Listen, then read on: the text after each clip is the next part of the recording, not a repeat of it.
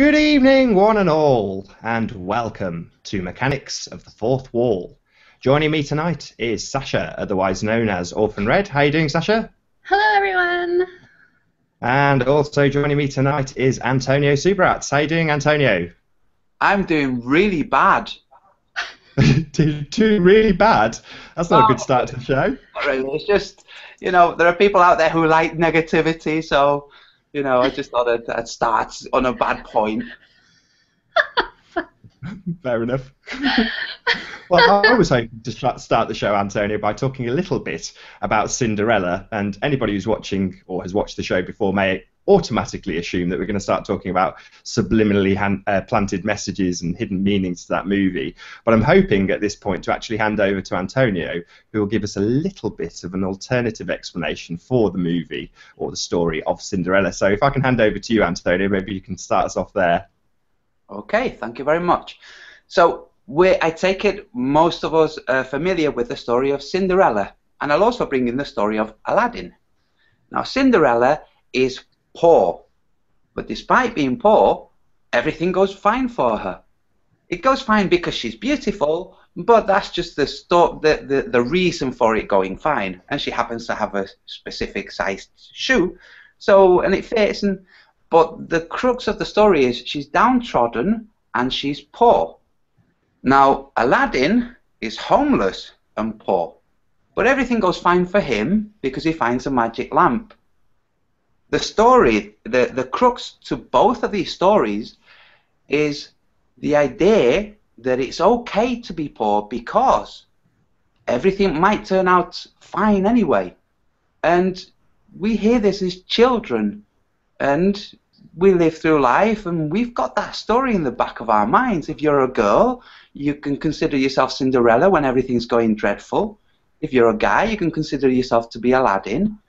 And what it does is it kind of grounds us to a notion that poor is fine. And although poor might be inevitable under the current financial structures, it isn't fine.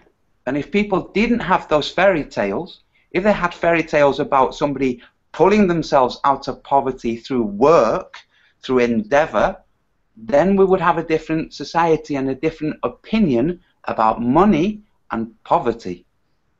And that's basically it in a nutshell. Definitely. There's quite a lot of talk at the moment about making money from telling people about flat Earth. And if anybody's seen my most recent video about Daniel Pratt, the overriding issue that I had was that people are knocking people's work, and that's what this boils down to. People are working.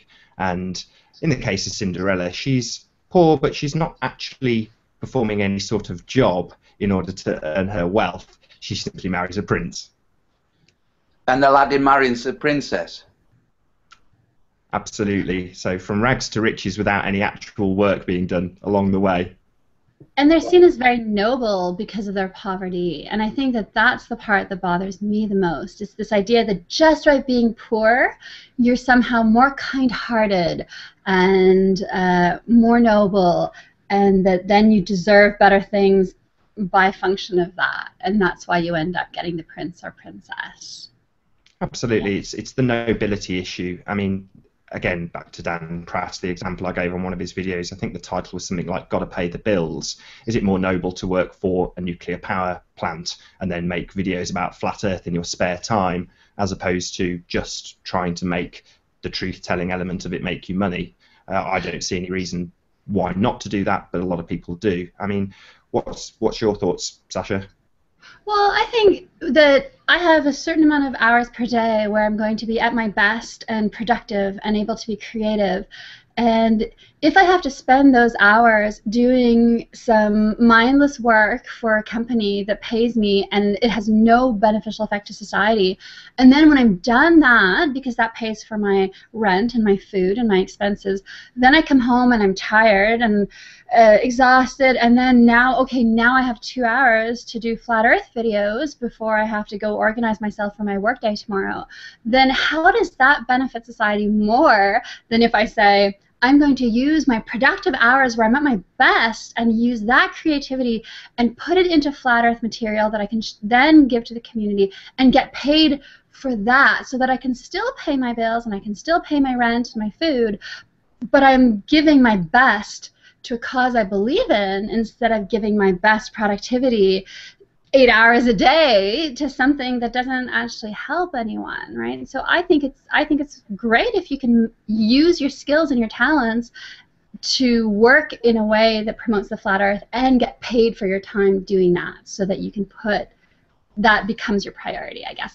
I can't see chat, so I don't know if someone can message me on how to see that.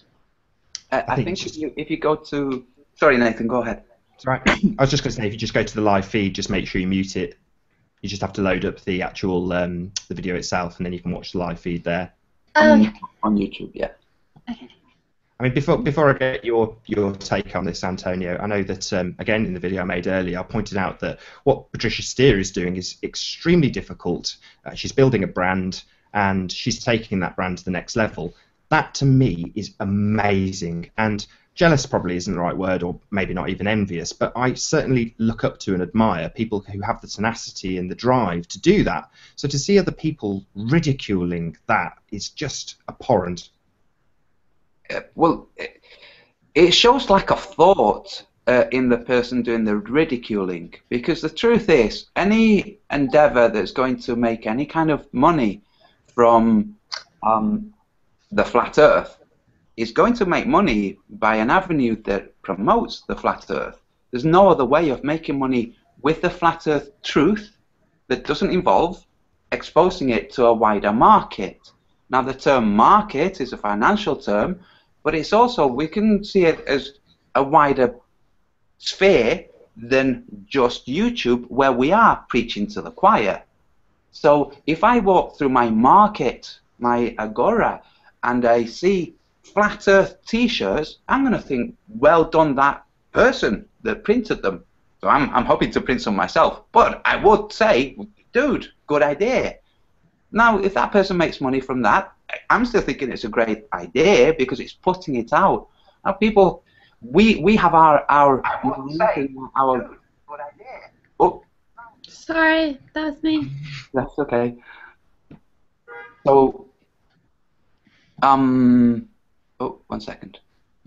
So we have our range of thoughts that are available to us, and out there in the flat earth community, there are many, many other minds that have thoughts and realms of thoughts that are not available to us.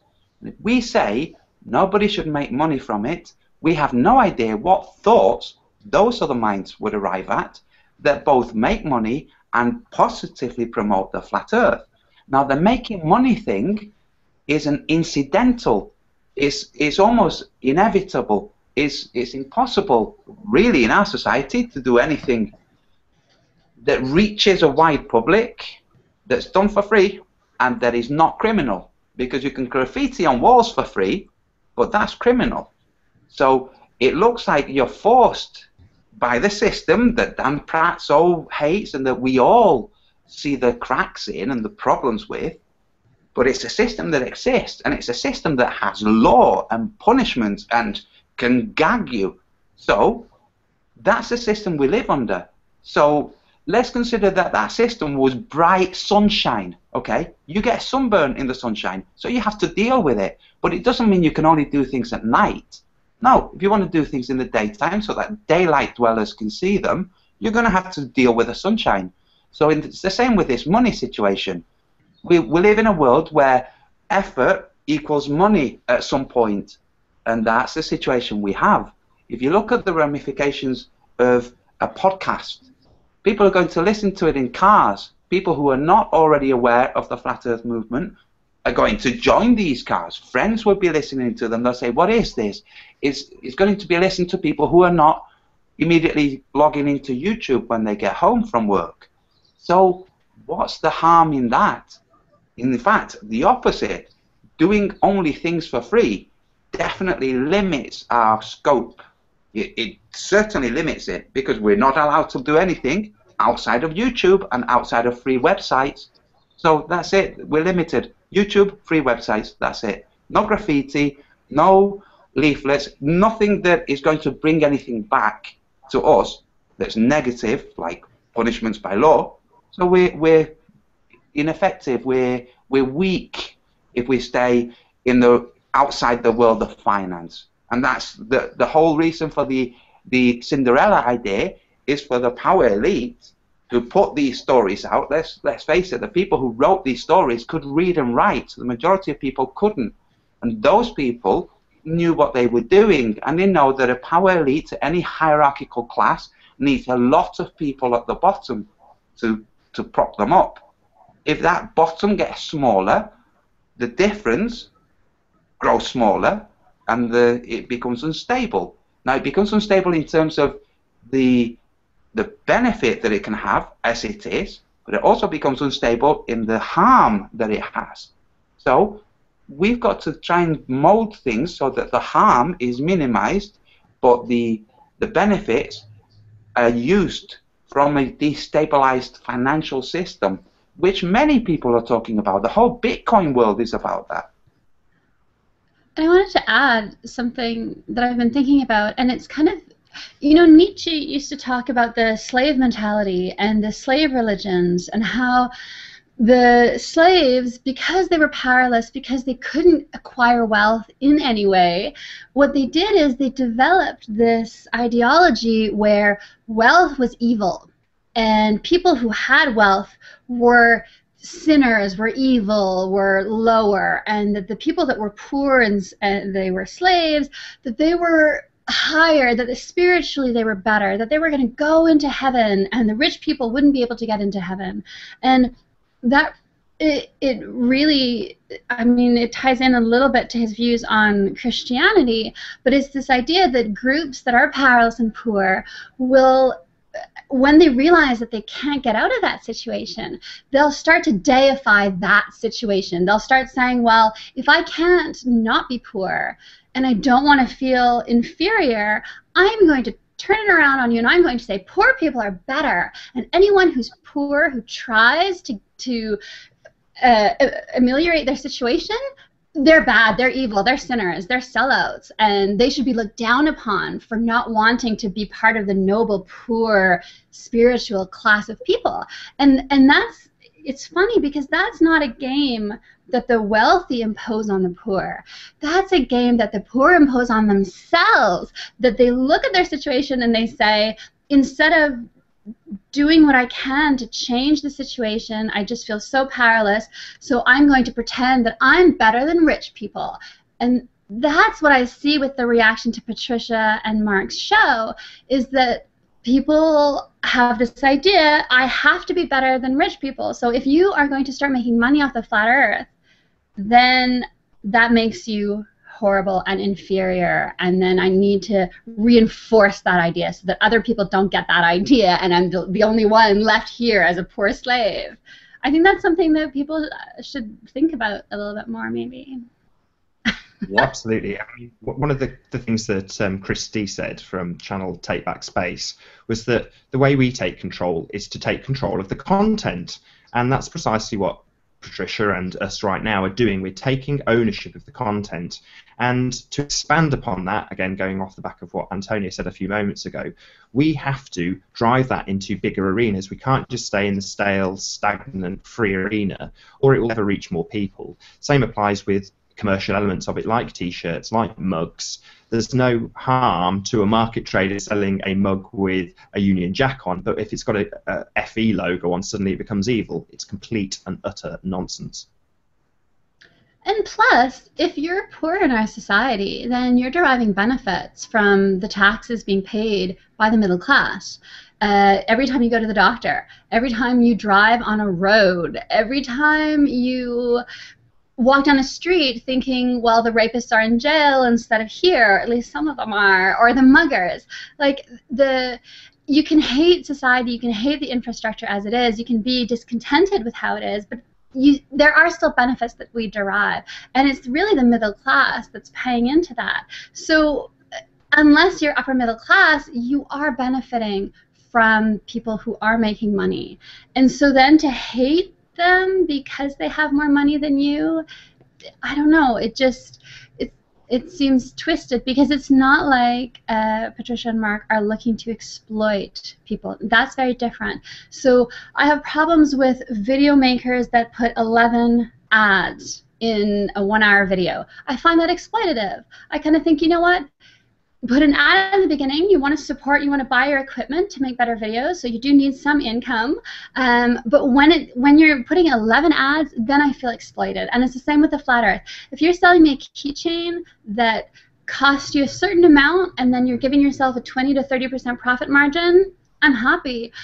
If you're making a flat earth t-shirt and you're selling it for $100 and it costs you $4 to make, that's exploitative.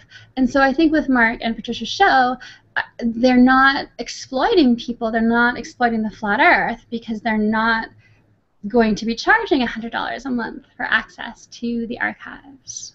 There's also not only is it not about value, they're also not demanding a penny piece from anybody. It's not like here in the UK where we have the TV license, and if you have a receiver of any kind in your house, you have to pay the license fee regardless of what you watch or if you watch it at all. If you have a tuner, you pay the license fee, and that's tantamount to exploitation of money if you don't particularly want to watch 99% of the services. What Patricia and Mark are doing is saying you can watch the show free. You just have to watch it live, and if you like the content, you're more than welcome to download more of it. You just have to pay a subscription fee. If you want to. Nobody's twisting anybody's arm here. Absolutely. Do you know, that's a smashing point. There's another area to the whole problem with making money from flat earth truth. And that's this idea that seems justifiable at first, which is that truth should be freely available.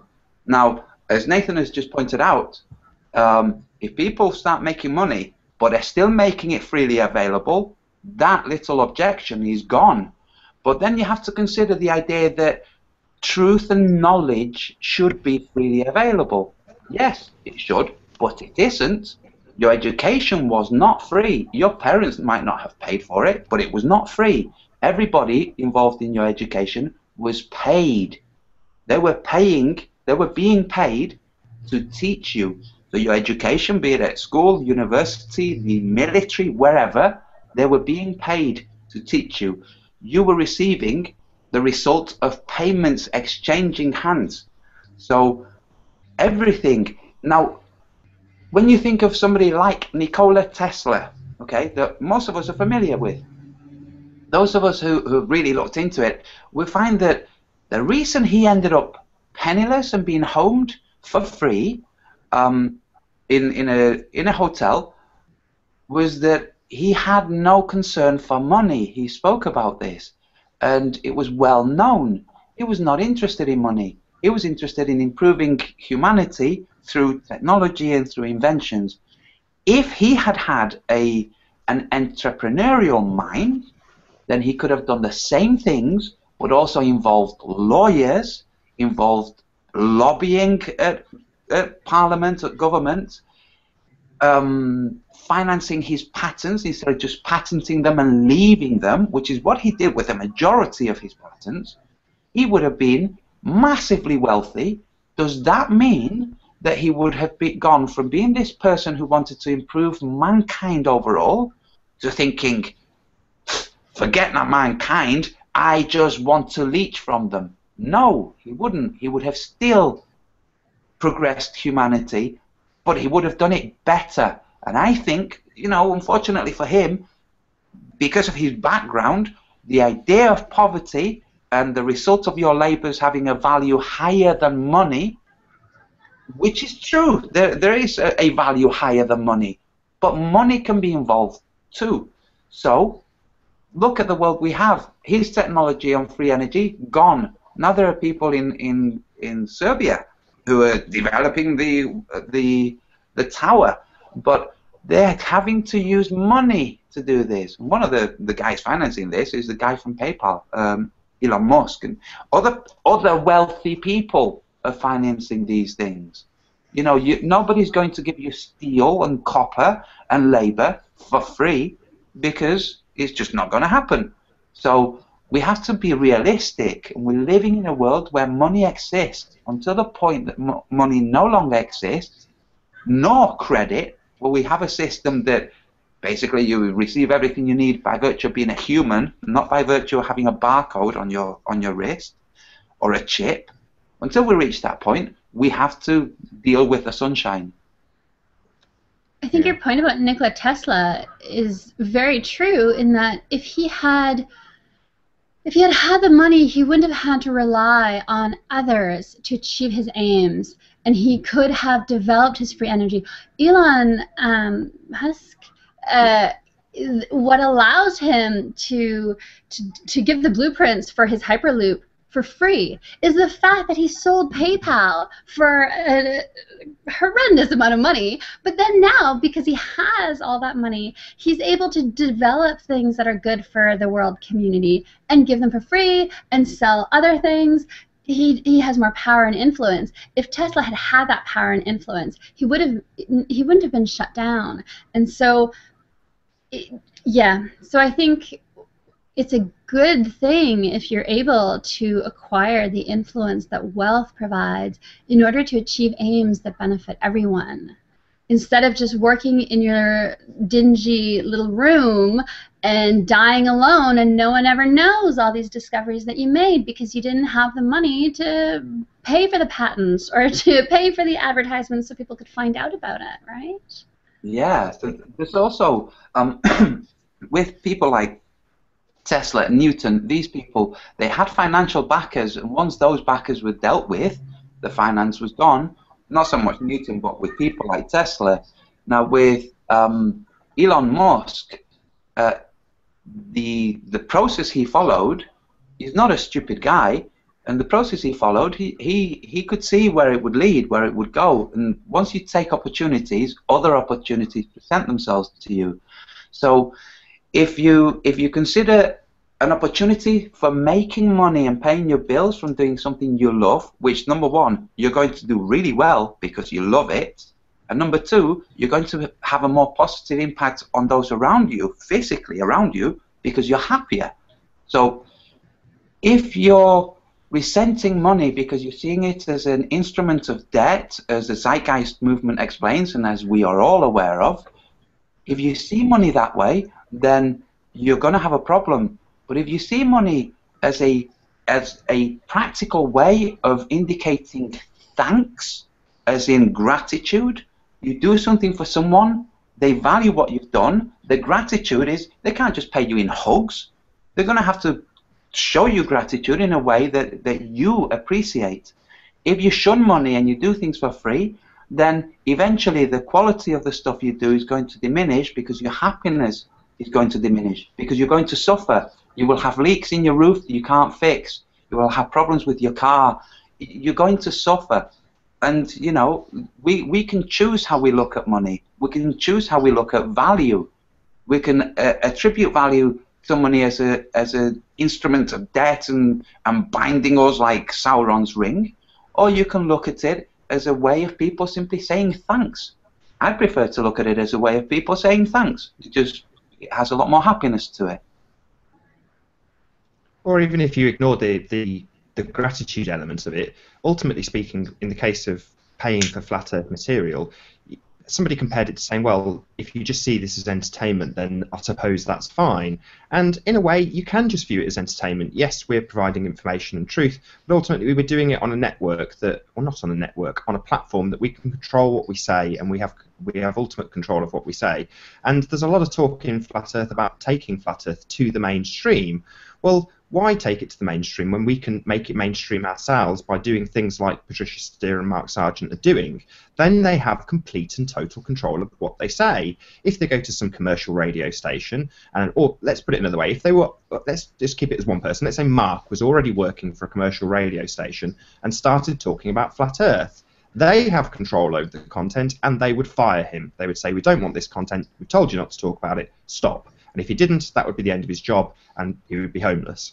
If you flip that coin and say, well, it's my station, it's my platform, I'll talk about whatever I like, commercial or otherwise, the control retains in the person's hands. And that's really what it's all about, like CD said. It's about retaining control of the content.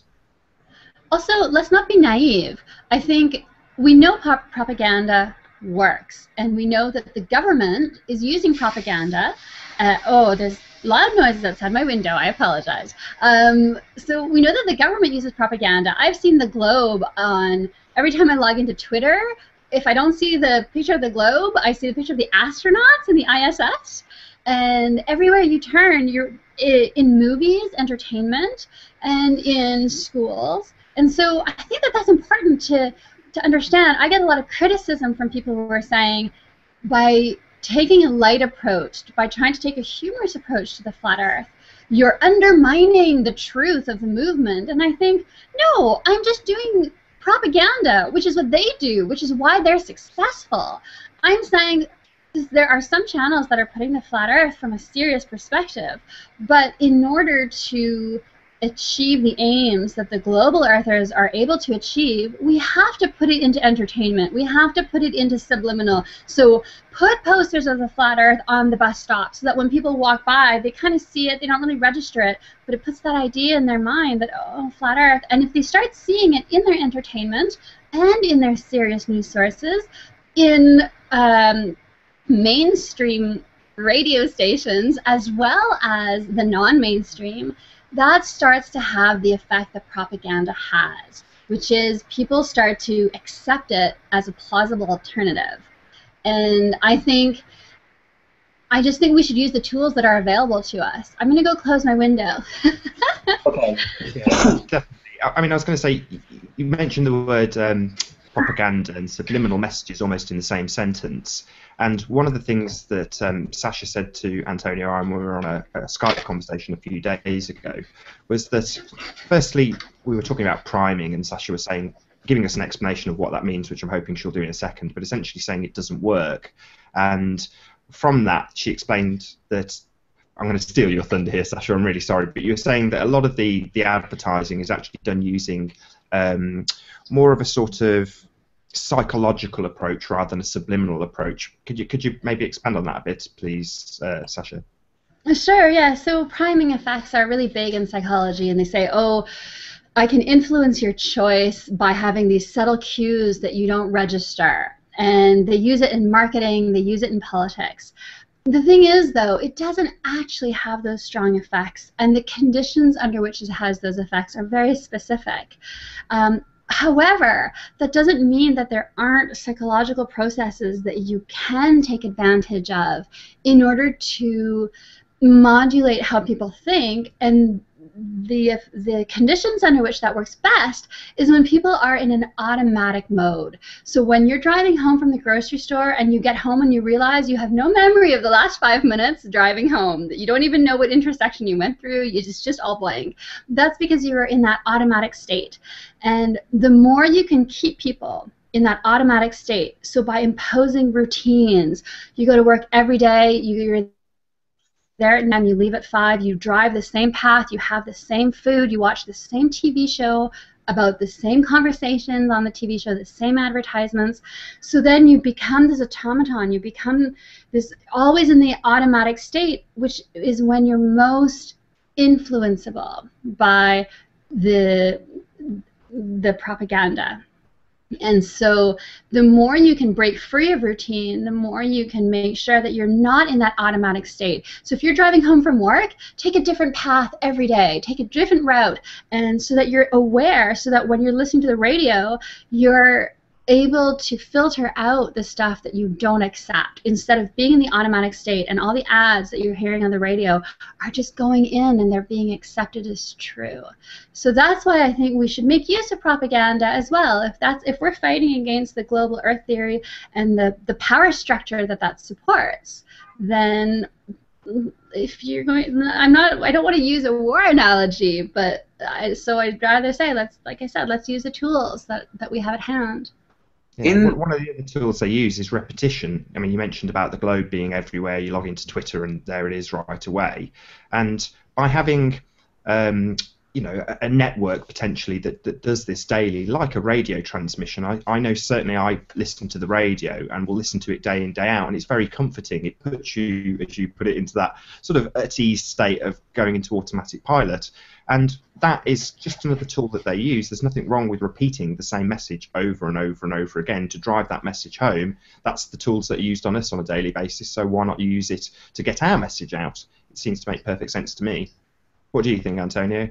There's, I think, yes, absolutely. There's another element that comes into play, which is, like Sasha just hinted at, habitual thoughts, habitual modes.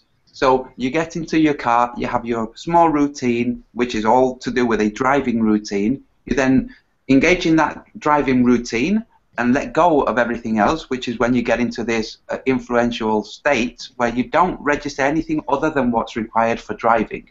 You're not in deep contemplation. You're basically taking a break. Now, with the influencing that's forced on us, we also have influencing that we cause, that we're affected by, and that we promote. Like, for instance, the talk about not making money from the flat Earth. Sorry to just bring it back down to this bare bones argument.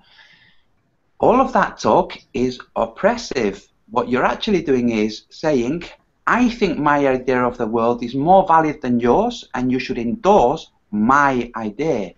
Now, this is the tool that you're actually fighting against, that kind of mentality. So we have to bear in mind the mentality. If we think that somebody's doing something wrong, where we can easily detect what's wrong, not in some hugely circuitous argument that's based on all kinds of fallacies and perhapses and could-bes, but in something actually concrete, then look at yourself, look at what's prompting you to have your attitude, and consider what you're doing. Are you really sure that your worldview is better than others? And if so, are you sure you have the right to impose it?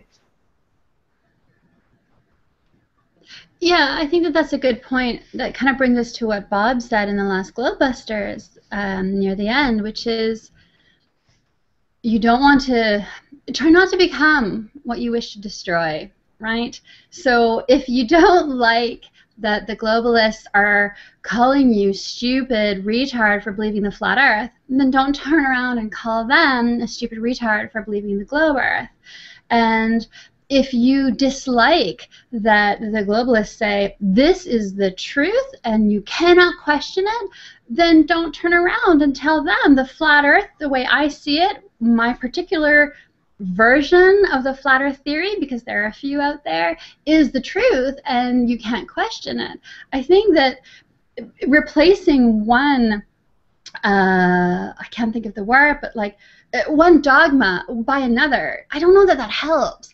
But replacing a dogmatic approach with something where people can question and people can find their own truth and their own version of it, I think that that's better. If we can allow flat earthers to say to globalists, here's a theory, consider it, think about it, it's an alternative that's equally plausible or actually more so than your theory, and just allow that critical thinking to kind of kick in, I think that's better than trying to impose and say you have to believe the flat earth the way I see it, right? That's kind of what you're saying though, Antonio, is it? Yes, pretty much. You just put it in a much more eloquent way. Yeah, I mean, you talked about the Globebusters show, and at the end, Bob was essentially pointing out that we should self-police. We shouldn't be tolerant of people being absolutely vicious. I know we're sort of tying this at the beginning part of the show to money, but in general, you know, another one of Bob's points was that the people making foul and obnoxious comments are taking control of the comment section. Say hi to Gav, our new mod for this particular show, who's doing a great job as we speak.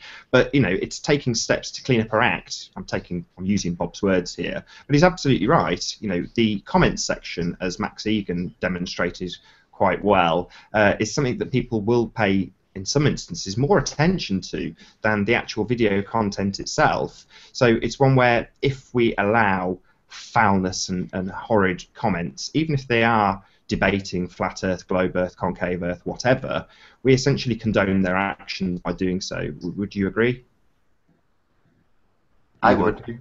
In fact, I'd go as far as to say that when you're considering all the parameters that are preset for us to succumb to or obey or follow, if you look at all of them in terms of propaganda, don't use propaganda. The bad guys use propaganda. You shouldn't use propaganda. It's like, well, just a little side note here. In Spain, the word propaganda means two things. Propaganda, as it does in the English language, but also advertisements. They adopted a new term for advertisements, which is called announcements. So the word propaganda in Spain was used as a simple way of telling you what it is. It's advertising, is trying to mold you. So in terms of how we comport ourselves, if we look at all the mechanisms that are used, we see that sexiness is used. Okay, so all the sexy people out there, you should stop being sexy. Charisma is used. All the charismatic out there, stop being charismatic. Elaborate language or turn of phrase or likability, amiability, all those things are used. We should all drop all of those. No, it's not going to work. What we would have is something tasteless, something useless. It wouldn't. It's asking for the unreal. So let's get real. Yeah, because propaganda is, I mean, they've spent a lot of time developing it because it works, and so it'll work for us if we use it, but if we just stand around and do the opposite, then that's been demonstrated to not necessarily be the most effective way. One thing I wanted to ask, so sometimes in comment section, but maybe more so on Facebook, I find myself debating or discussing with someone, with a global earther, different elements of the flat Earth theory, and it can go on, and they start ganging up on you. So like you'll start with one person trying to say, well, no, that's actually not how the flat Earth theory works. This is the explanation that we have for that. I was talking to someone yesterday on Facebook about the horizon and the ships going over the curvature of the Earth, and I spent maybe 45 minutes back and forth and trying to find evidence and trying to explain it to him in a way that he could understand, and then finally, like, he was very stubborn, and then his friends started joining in, and so then I was all being ganged up on, and I couldn't even, there were so many comments that they were making that it was really hard to answer to all of them, and eventually I just had to go have dinner, and then after dinner I just didn't have the energy to go back to it. But I was thinking it would be nice if other people from the Flat Earth community could back me up. I was actually going to message Joey Roca, because he's fantastic for that kind of thing. He's really good. He has all the information, and he's very polite, and he kind of gets it out there. But he has a new baby, so I didn't want to bother him too much. But I think it would be nice if, when you see someone else having an argument in a comment section or in a Facebook group, maybe we could support them by chiming in. So I don't know. What do you guys think about that? So that it's not just one lone flat earther trying to argue with 4 or 5 global earthers. I totally agree. In fact, I think it would be a really good idea if somebody had a website where there were preset answers to the arguments, Sasha. Well, yeah, that no one has put any submissions in, and then David Weiss, he directed me to his website where he does have a frequently asked questions page, but that's one place. I think that if we can have that kind of same thing in different places, that would be great. So yeah, feel free to go to my website and submit submissions and tell me how to organize it better so that it's more helpful for you, for everyone, right? Because that's the thing. It would be nice to have people help in the moment so that you can kind of hand off, say, hey, Antonio, this guy on Facebook, can you help me with this conversation?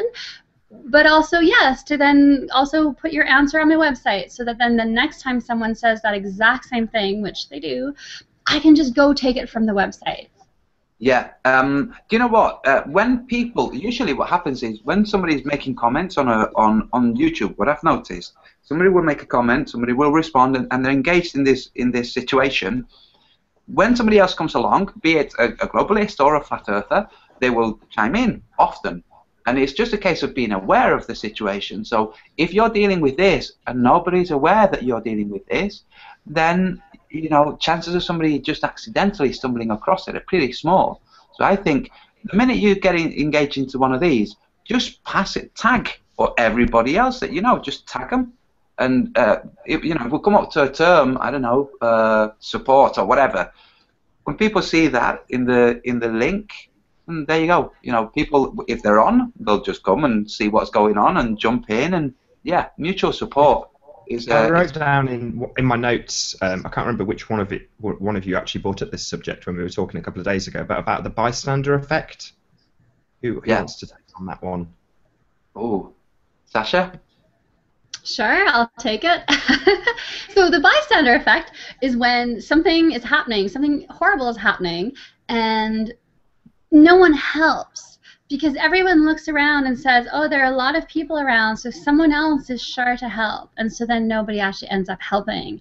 And it basically was based on this woman who was raped and murdered in a back alley. And everyone in the building heard her screaming. She was screaming and screaming, and then finally he stabbed her and she bled out. And nobody called the police. And when the police were asking everyone in the building, like, why didn't you call the police? Could you not hear her screaming? Everyone just said, oh, well, I just assumed that someone else would call. And nobody did. And the more people around, the stronger that effect is. So I think having a call to action would be great. And even maybe a Facebook group of people who are willing to be called to action, so that you could just go into the group and say, I'm calling you to action, come defend. Yeah. That would be lovely. Yeah. With the bystander effect, one thing I've noticed is a lot of the flat earthers, even with the bystander effect, it just so happened that that neighborhood, everybody there was somebody who suffers from bystander effects, because not everybody does. Just like with the experiment with the electric shocks given for the wrong answers, not everybody carried on pressing the button. So actually, Antonio, that's a really cracking point. Can you talk through exactly what that experiment does, because many people may not be aware of it? Okay, so that experiment, it was conducted in the US, and it was to see how people defer to authority. That was the experiment.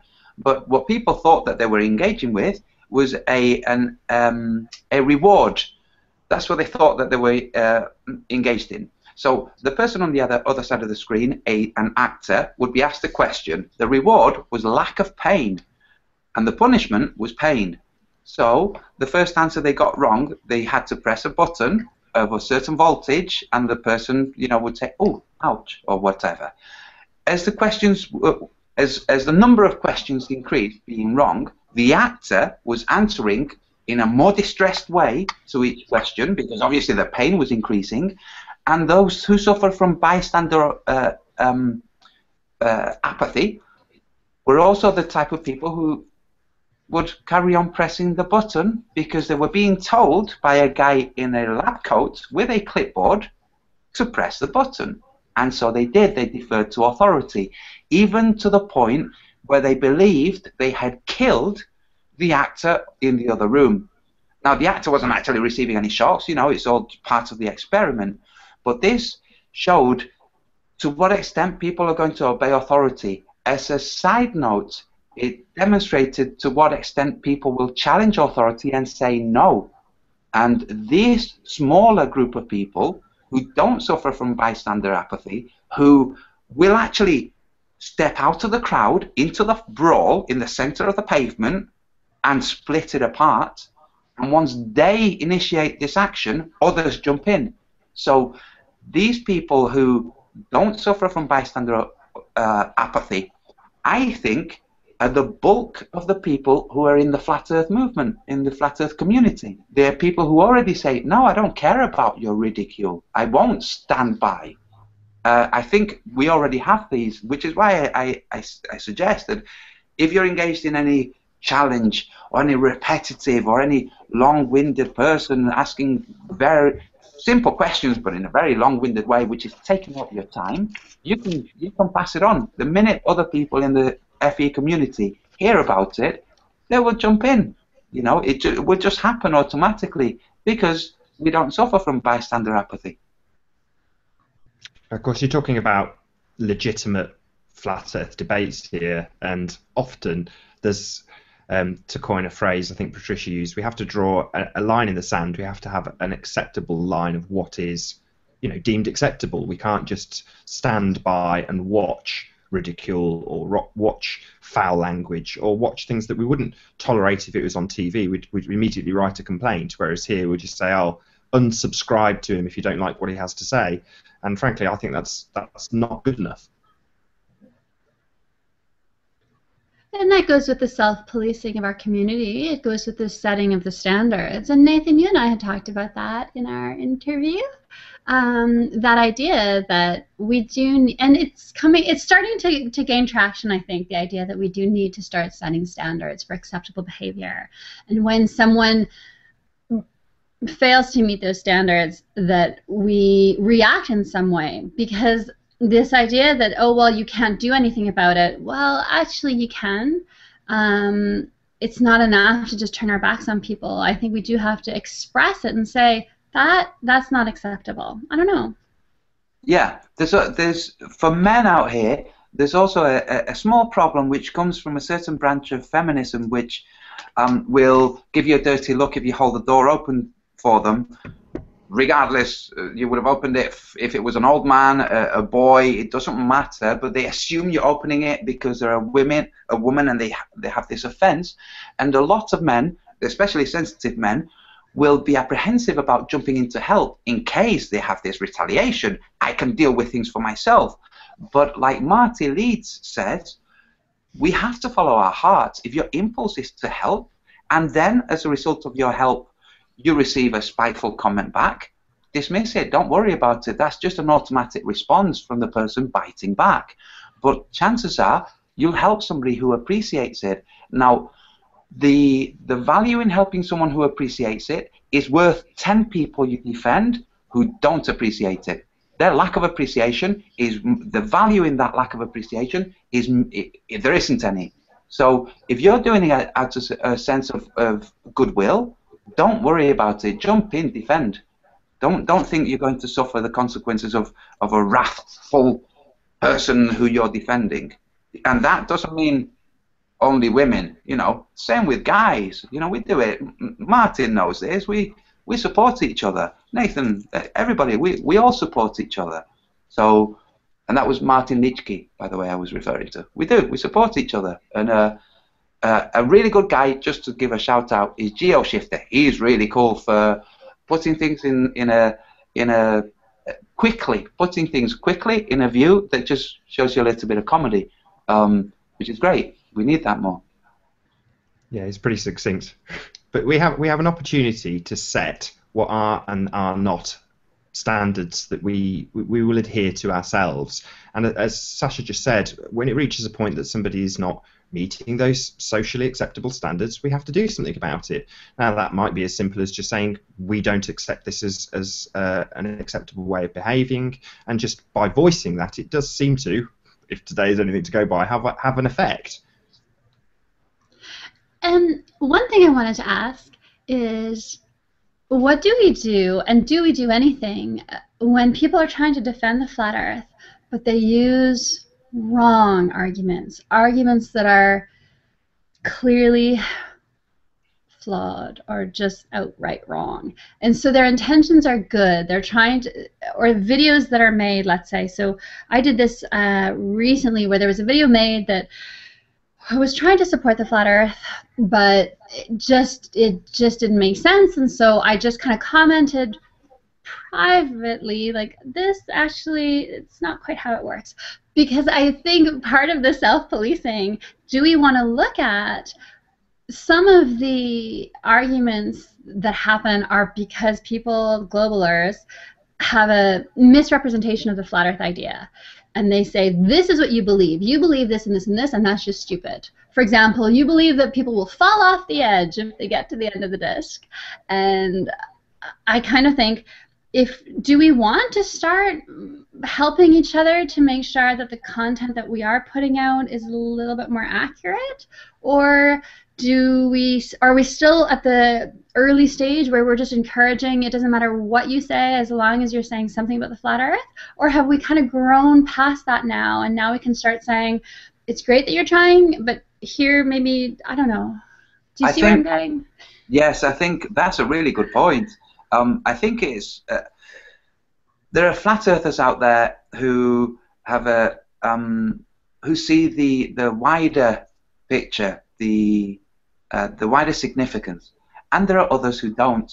There are those who just see it as a rebellious move and can see the significance in terms of the practicality of the flat earth, but the wider aspects they don't see. They see resistance, challenge, they see those things, and you know, good luck to them. But in terms of helping people who are mistaken, when we think of how we would ourselves deal with somebody correcting our mistakes, you know, I absolutely welcome it. Those who don't welcome it, it's the same as when you're helping somebody who might bite you for having helped them. Help them. If they bite you, dismiss it. Don't worry about it. But I think helping each other is a valid point. In fact, that's what we all do. We put videos out there that are going to have a helping result. You know, that's all the flat Earth videos are about. That we're not directly. I totally agree with what Sasha just said in terms of putting, you know, if you want to call it the olive branch, whatever. But we are beyond that stage where we can just say, great, they've made a little video. No, it's not completely accurate, but that's fine anyway. It doesn't matter. It just gets the word of flat Earth out. Well, Max Deegan was quick to point out that our act isn't as shiny as it could be, and Bob reacted to that by saying, well, he's right, we should clean up our act. And part of cleaning up our act is making sure that the information that is out there is accurate. The only thing I would say, and this was Jaron's response to that from Max Egan, when he was talking about people putting out things as absolute fact, and Jaron sort of said, well, I've put out maybe satellites don't exist, and it's there for impact. Obviously in the video contents he explains the context of it, but the impact is part of the propaganda that we've stolen from the mainstream media. You may not necessarily mean what you put in the strapline at the top of the video, it's just there to get, you know, clicks. But that's what this is all about, unfortunately. Would either of you agree that that's the right thing to do, or would you say it's the wrong thing to do? I think it's the... Sorry, go. Well, I think it's the right thing. Like, I think Jaron was correct in that title your video so that it does get attention, so that people are exposed to it. And that's different from having wrong content in your video. So he can put his title, satellites don't exist, and then make a video saying, you know, this doesn't actually make much sense, that these satellites is probably not true, without having to say in the video, satellites do not exist. So I think that that's that difference, that nuance. That's, I think, was something that gets lost in a lot of the flat earth stuff, is the subtlety. You know? I think I'm going to start having naked pictures of women in my thumbnails. You know, there, it's going to work. People are going to click and bodong flat Earth. No, really, I'm joking. Well, but it would work. No, but I started watching this YouTuber, Philip DeFranco, several years ago, and part of the reason why was that, yeah, his thumbnails were always these very sexy women looking attractive, and the titles were always kind of intriguing. And in every video, he would talk about the news, and he would actually give really good information. And I liked his perspective, but then at the end he would be like, and here are some sexy women, and it's completely demeaning. And as a feminist, I was, oh, this is so offensive, but I would still watch. Yeah, you know, I really like watching the People Are Awesome series. I don't know if you've seen them. They're brilliant, you know, from all around the world. So these people are awesome, and then there's women are awesome, and always, you know, a group of beach bums, you know, really sexy women, and I think, oh, cool, let's see. And that's never in there, you know, that little clip is never there. I think, damn it, but I really enjoyed it anyway. But yeah. Remember Will's Guitars doing a little anti-flat Earth piece, and one of the things I noticed from his videos was that he was actually putting in like a stripper at the beginning, and it's exactly the same principle. It's just there to hook the audience, but even though the video has absolutely nothing to do with that first little clip. It's just a woman in a bikini saying, "Welcome to All Easy Guitars," or something a bit more crude, but you know what I mean. He's just playing the system to get more views, and in most instances, so long as it's not deeply offensive, I don't see anything wrong with that particularly. Well, can we use sexy men? Because we need more women in the movement. So let's use Ryan Reynolds looking sexy in his little outfit in the middle of our videos. That would be nice. I don't know if I'm not Because saying that. I don't want to support the objectification of women. I don't want to support the idea that we're going to use scantily clad women in order to get our message across. I think that if it's done in a playful way, where it's kind of, I don't know, it's a very complicated topic, and people will be offended, and then some people will like it.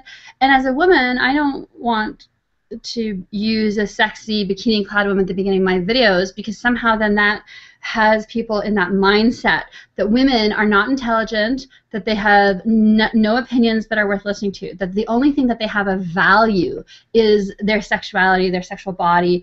And also the bikini woman, it does something in your brain. You see her as an instrument rather than as a whole being person. So I have a lot of issues with that. But at the same time, I think, okay, but we do want to use cultural norms that are effective. And so I think maybe just using sexiness, so sexy people, not a woman in a bikini, not to the point where it becomes offensive, not just the bum, because then you're using a piece of a woman. You're not even using a whole woman.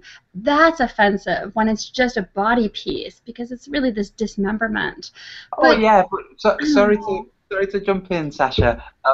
The picture was women at a beach. They look like volleyball players. It was sunset. There was more than just the bums, you know. But they do get into that position, you know, when they're waiting for the serve. I thought, oh, cool. You know, I thought it was going to show volleyball, but also sexy bums. And yeah, I know what you mean. To objectify the women is the wrong thing to do. Is what yeah. I think the Tim Deluxe. Go on. Go ahead.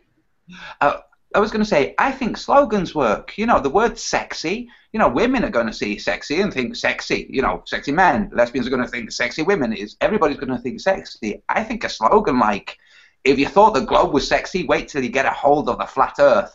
Now, people are going to go, what? They're not going to stop to think, well, I never thought the globe was sexy. They're just going to see the word sexy. You know, wait till you get a hold of. Yeah. So I'm going to do that. I'm going to put that on a T-shirt. I mean, this is maybe a nice little segue into a slightly different topic, which is along similar lines as what we started with, i.e. people making money from Flat Earth, which is people being successful for being better looking, which is a natural thing that happens in society. Sometimes people who are better looking will do better than people who are a complete howler, and this will often be used against the person who's genuinely entrepreneurial or genuinely good or genuinely talented, and they're told you're only successful because you're more beautiful than, well, they won't get told that, it'll get dressed up in a load of nonsense, but ultimately speaking, the overlying impression that people give is that they're, do I use the word jealous? Is that the right word? Yes. Yes. So yeah, so people will basically say you're only where you are because you're good looking, and again, it's belittling to a person's actual talent and actual ability to say just because you're easy on the eye, that's why you've got where you are. Again, complete and utter rubbish, but has some degree of truth because that's how people are wired. Well, yeah, so I show my cleavage in my videos, and I get comments about it, and I kind of think, on the one hand, if people want to see breasts, hello, you're on the internet. There is an ocean of pornography that's free for you to access. So it's not like people are so desperate to see cleavage that they're only going to watch my video for the cleavage. Well, no, because they can watch porn and get a lot more out of that. So I always think of it as, if I have to watch an informational documentary, I would rather watch one that includes a little titillation, an attractive man presenting the information to me, and have it be a little bit sexy, because it just makes it more fun. I'm still there for the information, or I'm still there for the entertainment or the facts, but it makes the experience more pleasing. And that's the thing with beauty. There are a lot of women and men that are making vlogs on YouTube that are boring. And no, they don't get that many views. They do at first, like some of the very beautiful women who are, not wearing much and they're just not saying much either. They'll get a lot of views at first because they're just very attractive and they're very sexy, but then after a while you see it drop off because their content isn't there. You look at Nicole Arbour, who's very controversial, she's very sexy, but her content is there. She's entertaining, she's on point, and so then she has all the views, and people say, oh, it's because she's wearing this old tank top. Well, no, because free porn everywhere, so that's not the reason why. And I think that that's the thing with what you're saying. If there's an attractive man talking to me about the flat earth, yeah, I may be more likely to click on that video and sit through it longer. But if his content is not worthwhile, I'd rather just throw on a Ryan Reynolds movie. I don't think Brian Mullen needs to oil himself up to make his point heard. But it would be great if he did. Well, I was putting the idea out there. You never know. Oh, I had a great thought today. Totally nothing to do with anything. Well, kind of. What was it? Yeah, homophobia is so gay. Homophobia is so gay. Yes. Just there you go.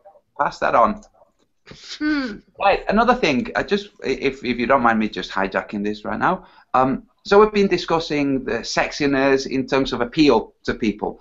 There'll be people out there who are ridiculously good looking and who are flat earthers and will at some point hopefully make videos. There are people out there also who are not ridiculously good looking, but if their quality is kind, everybody has an imprint of who's their perfect human being, their perfect opposite. We all have this. It's made out of fragments of images and whatnot. So when we have somebody whose gentleness and goodness and inner beauty shines, we see their beauty. We really see them. And if they don't match our imprint of the perfect other, we start to redraw that imprint. So if you have a woman of a specific type that you've never considered as a potential partner, and they have such beauty that you're really drawn to them, their content, their tone, their persona is so appealing to you that you start to redraw your ideal. Part of your ideal is made out of your opinions and your interactions with people. So this is just, to point out that we're not talking let sexiness be the ruling factor. It's like, no. This is just as an element, as an advertising tool, as an advert, as an attention call. So let's not just think that has to be the only way forward. I don't think I need to mention it. Sorry to interrupt, Anthony. There's just a really good comment that was made in the chat by Cynthia, and she said it's all about intent. Yes, it is. So if you have a sexy woman whose intent it is to pass on really interesting information, that she's sexy, it's just incidental. It's the information that's important. And then obviously you're going to have your thoughts about, wow, this person who's so sexy is also so intelligent. That's really cool. But you're not going to dismiss the information, and also you're not going to, by virtue of paying attention to the information, dismiss the sexiness. Just like when you're watching somebody who you don't find immediately sexy, you're drawn by the information, you then notice the qualities and I'll give an example. Cheryl Tenpenny, the woman who exposed the huge fraud in vaccination. You can see that this is a beautiful, kind human being who has suffered massively to expose this. Now, when you're watching her explanations, you're absorbing what she's saying, but you're also guessing and supposing and imagining what she's like as a presence, if you were near her, if you were talking with her. So these are qualities that we're all aware of, but if we don't voice them, some people out there who might consider themselves to not be sexy might think, oh, well, I don't fall in the sexy category, so I better not, do anything that shows my face. Obviously, thankfully for me, I don't have that. I don't care that I'm not sexy, but so many people do think that. Say again. I said you are sexy, Antonio. Are you flirting with me again? We shouldn't do this in public. It's uncalled for. No, it's, you know what I mean. Yeah, it's I don't know. It's almost like the comment saying that it's intent that's important. It is, and we shouldn't write off people because of how they look. Just like Star Gods shouldn't write off Patricia Steer for how she looks, we shouldn't write off him for how he looks. Now, just to let everybody know, Nathan and I are going to collaborate on a video where we're going to deconstruct him because he's being viciously nasty. We're going to do this, and we're doing it with hand on heart. We're going to demolish him.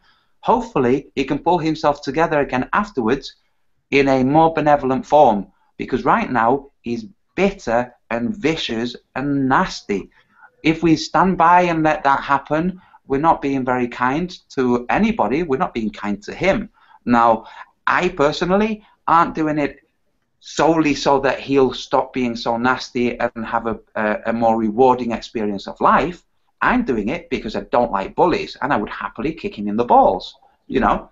But there is this possibility that he'll pull himself together afterwards and be a nicer person, because it's going to be a blow to him. It comes back, sorry to interrupt, it comes back to social acceptability. And in the case of Dan Pratt and Star Gods, it's easy to start making excuses for these people and saying, oh, well, because of their social or economic situation, then they've got, you know, a reason to be like this. They've got a justifiable reason for being like this. And we simply disagree. We say, regardless of their social or their economic standing, they have no right to be abusive. They have no right to talk in disgusting terms, which I won't repeat in the case of Star Gods, because it was filthy, you know, just nothing short of filthy. And we don't have to accept this. We can do something about it. And as Antonio says, it's not necessarily that we're doing this so that he will suddenly have an epiphany and realise that he's a nasty bastard. We're doing it so that we can show other people that, you know, we won't tolerate that sort of behaviour, and we will make a stand. We'll say something about it, and hopefully, you know, he'll feel a little bit humiliated for what he's doing. I don't know. He may have absolutely no effect. I don't know. Yeah, Marlev Cocktail has just made a really good suggestion that we have a Flat Earth roastathon. Deal with this and just move on. Let it go further into the distance as it draws further away into the past. I think that's a great idea.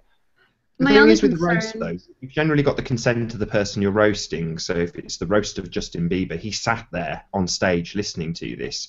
And in the case of Star Gods, I mean, I've tried to communicate with him properly and via Skype and in private, and he didn't want to know. He just, you know, he said, I don't want to do that. So I had to communicate my disapproval through public messages, which is fine by me. People can read what I'm saying and read what he's saying.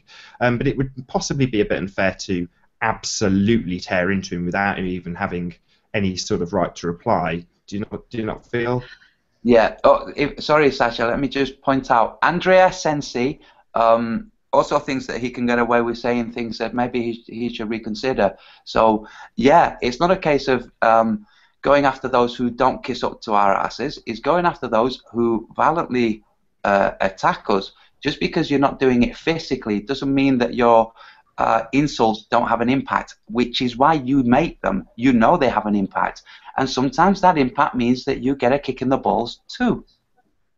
Yeah, and the problem is that by reacting to it, so if we use Patricia as an example, if she was to just lash out, people would criticise her. And today I've lashed out at Dan Pratt, frankly, because I don't care if there's any backlash towards me. But there's certain people who've gone to a huge amount of effort, Patricia being one of them, to build up their image. And her image is pretty close to what she's actually like. You know, she's genuinely a kind-hearted person. She's genuinely out for everybody's best interest. She's not some CIA shill. She's just a good, kind-hearted person. So when, as a friend, we see this happening, we want to do something about it. She's made it quite clear that she's not going to retaliate, and there's no reason why we can't retaliate on her behalf. It's not to say that she's coerced us into doing that. We just don't like seeing friends get hurt, and why the hell would we? It's like, it's like people fighting in the street, and you know, you see a big guy fighting a small guy, and you don't jump in there to get some kind of reward from the small guy. You jump in there because your peace has been disturbed by the fact that these guys are fighting, and I don't like my peace disturbed, you know? I think it's important, and I think it's great that we're starting to really be willing to act on this, on enforcing community standards. I think that's wonderful. I think we have to be careful of two things. One, of giving attention, though, because we don't want people who know that all they have to do is make a video being mean and rude to Patricia, and then that will get them attention and views, and it'll get them a response video from us, right? So that's the one thing that we have to be cognizant of. But secondly, we also have to allow for differing views, because we don't want this to be a dogmatic movement. So I would like the freedom to disagree with someone, and if I want to make a video disagreeing with them, I would like to be able to do that. So I think that as long as it doesn't become an army that's enforcing a dogma, because that's when things become dangerous. So, for example, when people were trying to tell me, you're only allowed to make this type of content, and you're only allowed to dress in this way. So you're not allowed to show cleavage, you're not allowed to be funny, or you're not allowed, or try to be funny. If you're making a flat earth video, you have to be serious, it has to be informative, and you have to cover up. Well, no, you can't tell me what to do. And that's one of the things that bothered me the most about the Max Egan interview on Globebusters, was that he was suggesting that it was the responsibility of the Flat Earth leadership to control us and to tell us what we're allowed to do and not do, and what we're allowed to say and not say. That's very different from setting community standards and enforcing them. But again, it's a subtle difference, and what I've found in the Flat Earth community is often there's a lack of an understanding of subtlety. And so I think we have to place emphasis on that, on saying, when are you overstepping your bounds and you're oppressing people who just want to express themselves in a way that's different from yours, right? So Stargods made a video about anti-veganism. I didn't watch the whole thing. I watched a little bit of it. He made some compelling points. I was like, okay, as a standalone video, I don't think that that's something to be punished for. In the context of every video he makes attacks a position that Patricia takes, a belief that she has, is a response to something that she's said, then that becomes bullying. So, but if it was just the one anti-veganism video, well, I would say, you know, he has a right to make to voice his opinion, and that's okay. So what do you guys think about how do we make sure that we're not overstepping that line? We don't really have to. We're doing it naturally. Naturally, when somebody puts a counterpoint, we look, we consider it, we accept it or dismiss it, or based on the grounds of whether it's valid or not. When it's a personal attack, like you said, when it isn't on the quality or the information, but it's just a personal attack, we don't have to have any kind of checklist to see, okay, is this not addressing a comment? We can just see immediately, this portion of the video is just a vicious attack. It's needless, it doesn't promote his point, it doesn't serve what he's saying.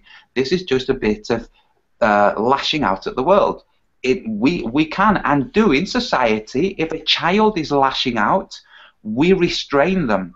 We don't let them carry on lashing out and maybe accidentally hit their younger sibling or the pet, you know, or hurt themselves. We do this as it's natural to us to stop people lashing out. And through this medium of the internet, people can lash out anonymously. Now, when people lash out with a video, then I think it's perfectly legitimate to not so much lash back, but use the equivalent of restraint. Now, we're talking in the world of video, so it's video back. You know, we don't need to set up a list of rules we must follow in order to make sure that we don't offend inadvertently. We all get when somebody's putting a point and when somebody is not, has diverted and has gone into an ad hominem. Yeah, we have to make sure that we don't just assault or attack back and become the monster that we're fighting. But I think we kind of, the majority of us do that just automatically. But yeah, it's a good point that you raised, because there will be people out there who might take it to extremes, who might let it bleed out, and rather than attacking the portion of a video that's attacking somebody else, also then go on to attack with the same kind of tactic the point that's being made. No, if somebody's putting an argument, you put a counter argument. You don't start criticizing somebody's teeth. You know, it's just, it doesn't make sense. No, I mean, there's another level to this, though. I mean, we're talking about people who are just, let's call it out of line or not adhering to an unwritten set of social standards. But there's another type of videographer out there that will, as you say, remain anonymous, but will make videos that are way, way beyond what Dan Pratt and Star Gods are doing, and are, I mean, I don't know how to. I might pass over to one of you guys. I hope you know what I'm talking about this second, but I don't. I said this when we talked on the phone or on Skype. It's difficult to voice this without encouraging people to go out and look for what we're talking about. So I don't know who wants to pick up the bat with this one. Well, wasn't his? Say again. I was going to say one of his videos is about me and had me in it. I think so. Someone put up a violent, rapey type video about me and included footage of me, and then included footage of horrific activities. And I didn't see it because when people make videos like that about me, or if they make horror, even if they just kind of make negative comments, I just stop watching their videos, so I don't always know. But so then one of my Facebook friends or maybe one of my YouTube subscribers sent me a message saying, there's this video out there, but I've reported it to YouTube. And so then YouTube took action and pulled it down. That was the white knight coming in and stepping in so that I didn't have to go watch that video because I haven't seen it. I didn't have to go and watch that video and see that, which would have been really disturbing to me. So instead, a very kind person in the community kind of took care of it. And I don't know, I thought that was a good way of doing it. I think that would continue. That happened naturally. I take it you didn't ask this person, please can you monitor things in case somebody makes a rapey video of me. It happens naturally, doesn't it? I think it will happen more. This natural defending of others who are being unfairly attacked will just happen as people see videos doing this, the defending. Just like today's Nathan's video earlier today was brilliant. It had a lot of views very quickly because people feel the same thing. So without giving too much importance to the horrible video maker, it is important that we don't give more importance. Like a certain person who has recently made some very narcissistic, megalomaniacal videos. I won't say his name. Some people just thrive on chaos, on attention of any type, and if we don't give them that attention, they have to, find their sustenance elsewhere.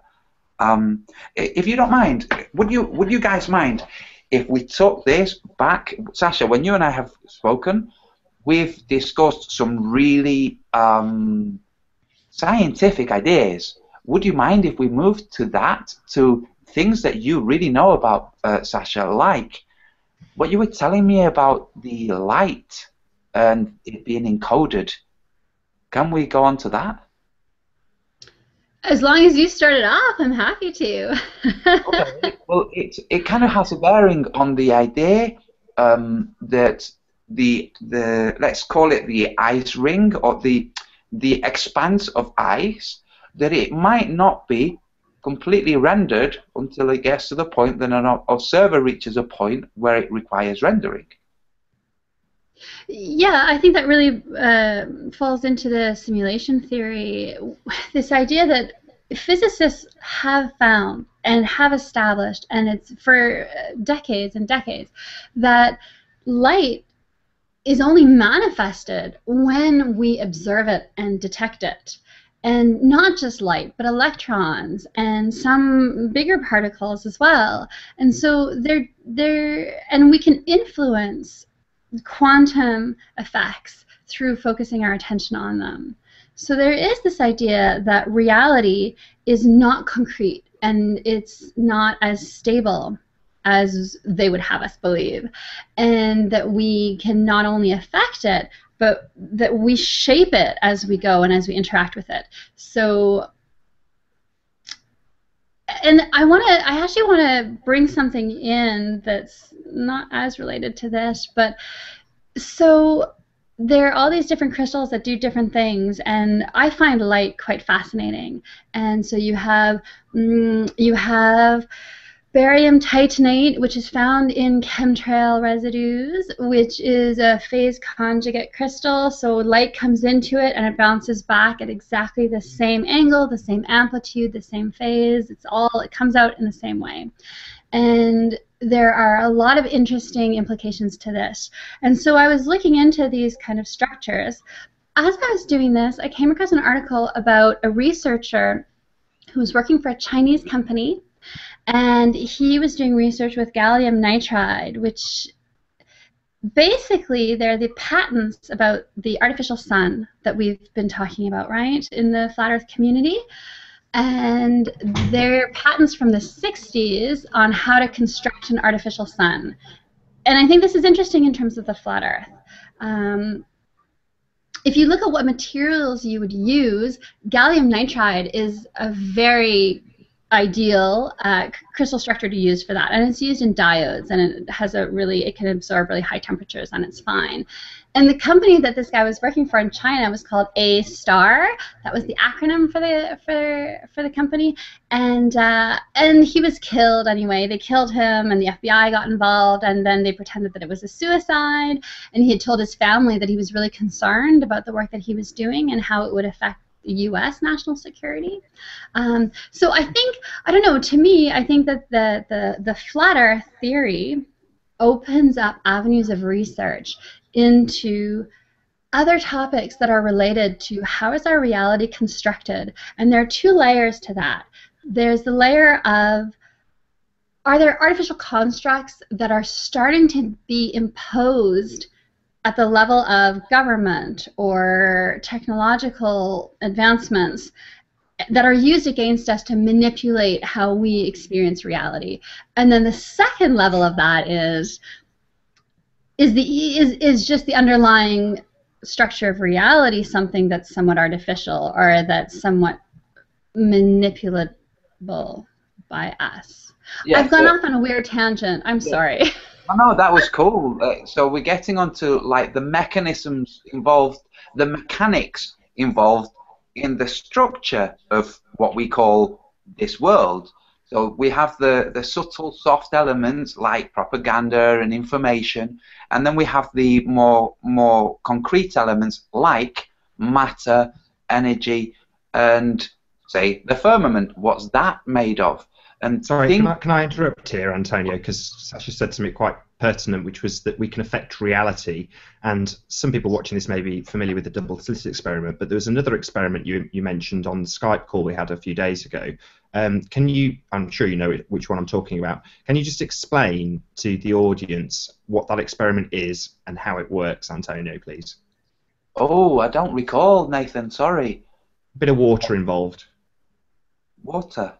Oh, yes. You were saying the stream of water, the column. Yes. Go, Sasha, you tell it. Oh, okay. Well, just that they had set up a room, they had put enter above the door, and so that people weren't co-opted into participating in the experiment. It was a very voluntary basis. So people that walked by saw the word enter. If they wanted to, they could enter the room. If they entered the room, then they came to a glass window that allowed them to see into the area where there was a setup, where there was a little water fountain, but it was so precisely manufactured that it looks like a glass column rather than water. And by having people observe it, the water column goes from being perfectly coming out at a very regulated rate to spurting. So either the fountain goes up and down or it's kind of disturbed. simply through the effect of having a conscious observer interacting with it. And the people didn't know what they were doing. They didn't know what they were seeing. So they were just curious. They walk in, and then they see, the water fountain change, basically, which proves that you don't have to be desiring an effect or even be aware that you're having an effect. Just by simple observation, you're having an effect on reality, on visible reality, not just on little things that you can't really see, but on the rate that water is coming out of this fountain. Antonio? It's called the observer effect. Is that correct? Yes.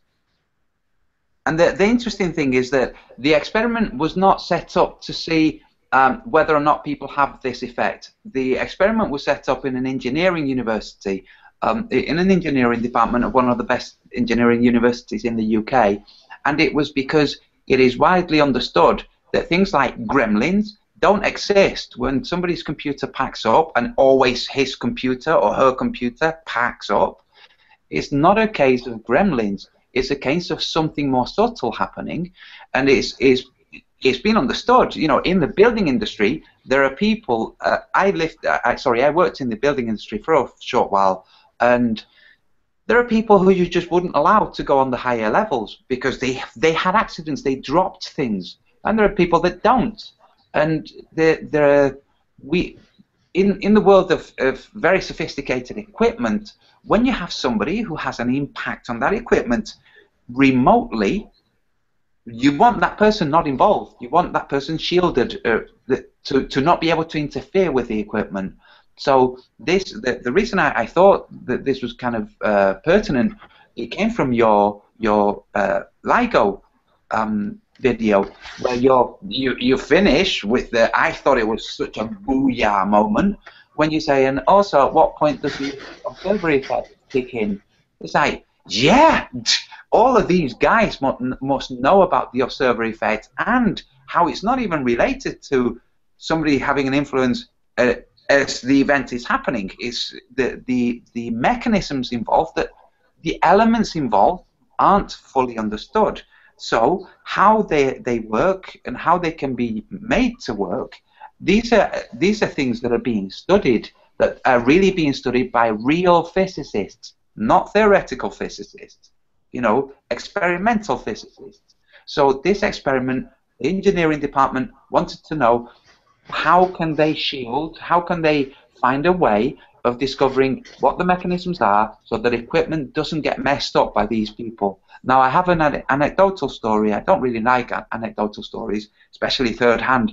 An ex-girlfriend had a friend who, whenever she went into, and I have no reason to doubt my ex-girlfriend, she's Basque. The Basque people are very straightforward and honest, okay? I know that's a generalism, but they are.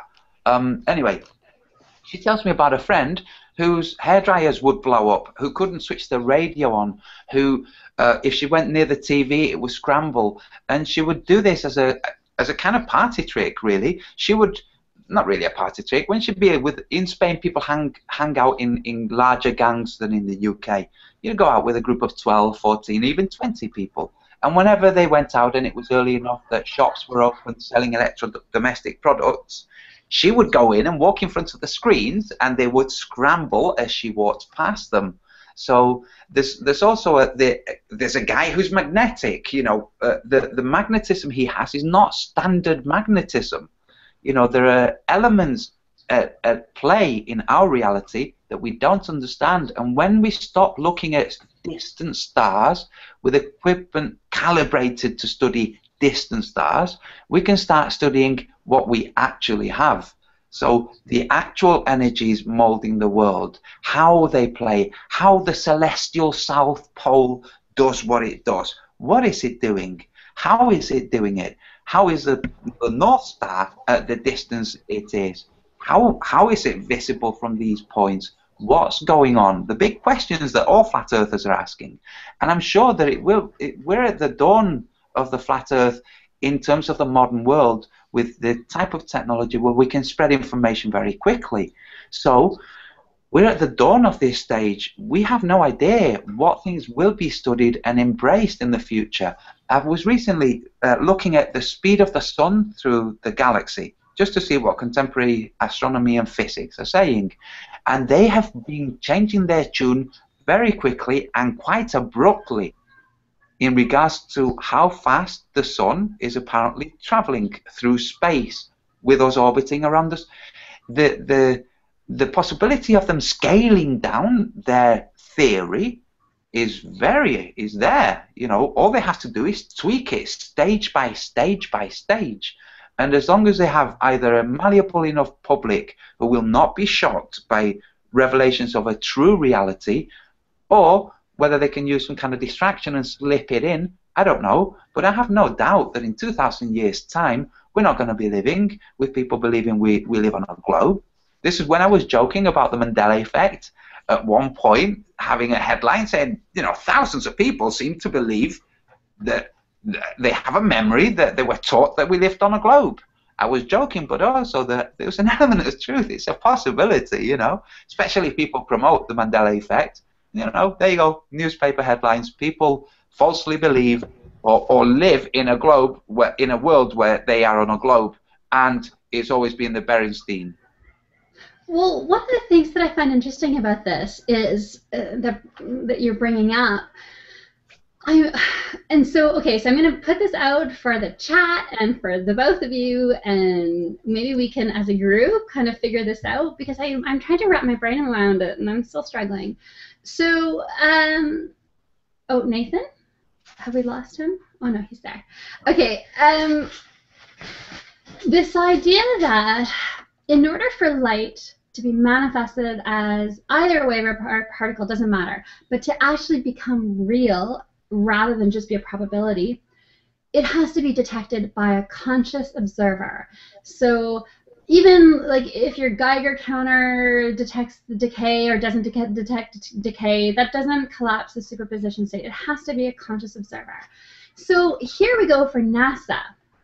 When they send a probe out to Pluto, the probe takes a picture of Pluto. The photons are in a superposition state of all possible properties, and so they're not being detected at that place by a conscious observer. So there's nothing to collapse the probabilities of light and the probabilities of their properties into actual light and actual properties. But we're told that the probe takes a picture of Pluto and then sends that information, converts it into electricity, converts it into radio waves, and then it gets converted into binary data into their computers, and then their computers just make pictures with it. And then conscious observers look at the pictures or at the data. But and this is what I brought up in my LIGO video. Where in that stream does the conscious observer collapse the superposition states of the photons at Pluto that are bouncing off Pluto into the probe's detectors? And this might sound like a weird abstract question, but this is very real. And the implications of it are very real. Because if we can show that that's not possible, then that brings into question all these images that NASA is showing us of all the Mercury and Saturn. And so I think it's worth investigating. And then the alternative is, if by looking at the picture 2 months after it was supposedly taken, at such a distance that the actual photon wasn't detected by us, just the results of the data, then what does that mean about our ability to construct reality both in the past and far away? Do you know what I mean? So then a future observer observing something creates the reality in the past, right? Because the photo of Pluto was taken 3 months ago. I would like to get your thoughts on this. Well, is this a bit like if a tree falls in the woods and no one's around to hear it, does it make any sound? Is that a similar sort of thing? No, because when a tree falls in the forest and no one's around to hear it, the sound waves are still created. Whether there's an eardrum there to transfer the sound waves into something that humans consider audible, that's independent of the fact that the sound waves exist. But the probe taking the picture of Pluto, we see from repeated experiments, I have a magic lamp just beside me that has to do with this stuff as well, that the light actually only exists as a probability. It doesn't exist as a thing. it's just a probability until it interacts with consciousness. And so then how is the image possible? Nathan, the difference between the tree falling in the forest and what Sasha's saying is the tree falling in the forest is basically an example to help define the study of phenomenology, which is a specified field in philosophy, where the idea is that the phenomenon, once registered, has existence, but the mechanisms that cause that existence can pre-exist until the point that it is observed, and at that point it then has the quality of phenomenon, a phenomenon being something that is experienced by a consciousness. So it's a circular argument, really, but with what Sasha's saying is it's taking it a step further, where the consciousness actually molds the thing that then causes the phenomenon. So rather than the phenomenon possibly being there in some realm, waiting for a consciousness to stumble across it, it's the consciousness, by intent, causing the phenomenon to happen. And when we look at the binary data being coalesced into an image by virtue of computer programs, the computer has no idea what it's displaying because it doesn't have consciousness. When the human goes and looks, one of the things that intrigues me about this is the human then looks at the image and sees that image. The phenomenon exists because that consciousness has now engaged with it. So the source of the phenomenon, which was the binary data and the distance, if we think that NASA individuals are honest, they really believe the distance is related, the time is related, the method for transferring the information, all of these things are related. They look at the image at that instant, the image exists. And what I find so fascinating is that that image exists, that consciousness goes away. Months later, a different consciousness comes and looks at the image, and the image is now congealed, as it were, by the first consciousness that saw it. What Carl Jung explained is that some possibilities are that the initial consciousness molds the phenomenon, and that phenomenon goes into the collective unconscious, into an archive. When the new consciousness comes along, they basically open that archive and have the molded phenomenon that was molded by the first consciousness. It's fascinating, and it leads into the whole, is the whole of the ice sheet with possible other ponds. Are the other ponds already existing without human consciousness? Are the consciousnesses there that allow it to exist? Are they aware of us? Has it been rendered? Has consciousness got to the point where it has molded the world? Because, like, even in religious texts, the whole Genesis, in all of the religious texts that talk about a deity, an entity, a creator God, the first thing that's there is consciousness that creates molds. And it's amazing to find it through physics. Yes, consciousness does mold. In terms of the column of glass that turns out to be water, when the observer tries to figure out what they're looking at, and they're asking themselves, I want clarity, and suddenly there's clarity, oh, it's water. That consciousness has created a difference in what looked like a glass bar. It has created difference that can be observed by that consciousness as water. That impact has been created by that consciousness. Before that consciousness engaged, all there was what looked like a bar of glass. It's a new phenomenon, the leaning over of the water or the spurting. That's created by the consciousness. So in the same way, Nathan, when you've been talking about conjuring up a cup of tea with words, you know, please, can I have a cup of tea? And a cup of tea arrives. It's similar to that, but without voicing. But chemists have found that once they crystallize a compound, once one chemist does it, all of a sudden, chemists all over the world will find it easier to crystallize that compound. So there seems to be, and that's that collective unconscious that Carl Jung was talking about in the archetypes, and that ties into what you're saying, which is that once you create the reality, it's more accessible to others. And to me, I found that fascinating that it came from chemists, from this idea. Once you synthesize a compound, then all of a sudden it becomes easier to synthesize.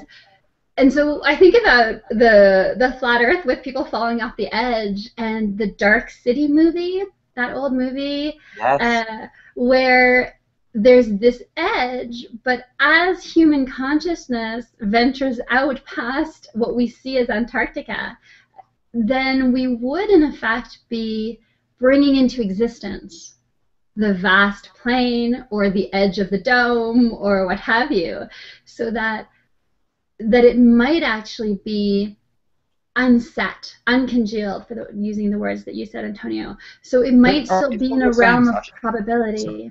Sorry to interrupt, Sasha. Is what you're saying that in the same way as we had a map of the world, we had the map on Monday and it showed us all of the lands, could potentially the new world exist because people have gone out looking for it? Is that kind of what you're saying? Well, because what we know from particles is that they'll be in a state of probability. So maybe there's a 90% probability that you'll find the electron here, and there's a 10% probability that you'll find it there.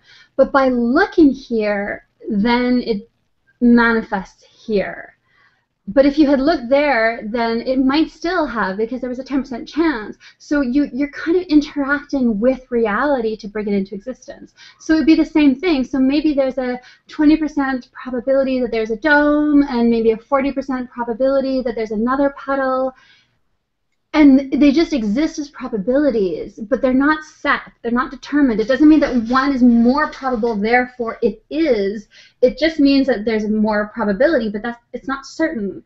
And until our consciousness interacts with it, it's still open. And is this like, is it called Schrodinger? Is that right? Schrodinger's cat, where he puts a cat in the fridge? Is that the one? Similar?